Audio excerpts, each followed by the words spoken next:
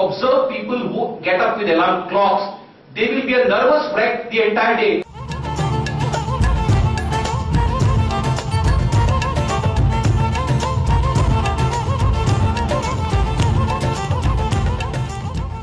Because this is a sophisticated machine which must come to action with grace.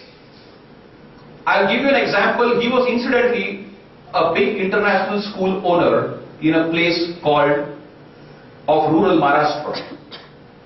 I won't tell the place because then you all may guess the name. But a very interesting thing happened one day. He told me, Vivek, I liked your talks, I listened to some videos, all that. I want you to tell me something. In the morning, I read a book, and that book gave a fantastic technique of waking up. I asked him, what is the technique? He said, when your alarm bell rings, how many of you wake up with alarm clocks? Okay, so that's about 20% of the audience with alarm clocks, right? So this gentleman with the spectacles, what's your name please? Sorry, Arnab? No, the guy behind. My name is Manav. Come again? Manav, okay. You wake up with an alarm clock. Okay, fantastic. So what happens when the alarm rings? What happens? Simply, I open my eyes, I turn off the alarm and I wake up. Immediately? Like I wake up, I sit for a second, I get energized and then I wake up. Okay, fantastic. Thank you. So he told me, this man in a book which according to him sold 5 million copies or whatever, I don't know, some book he said, I forgot the name also, something to do with chicken or something he said, I forgot the name of the book. He said this sold 5 million copies. And the technique given in the book was, as soon as your alarm bell rings, within 5 minutes you have to get up and go. Otherwise, you will end up sleeping longer and your entire schedule will go for a toss. So he said the moment the alarm bell rings, I jump out of the bed, I'm out there, and so I take off whatever I have to do, I do. So I said, I'll give you a better technique. I said, hire a maid, pay her 1,000 rupees a month, give her a nice big fat bamboo stick, tell her to spank your bottom. You won't even have 5 minutes. You won't even need 5 minutes, you will get up immediately, you have to put something on your bottom to, relax the pain. There's no possibility of you thinking also what to do. Should I get up or not get up? You have to get up. Just pay her 1,000 rupees every month and ask her to spank your bottom.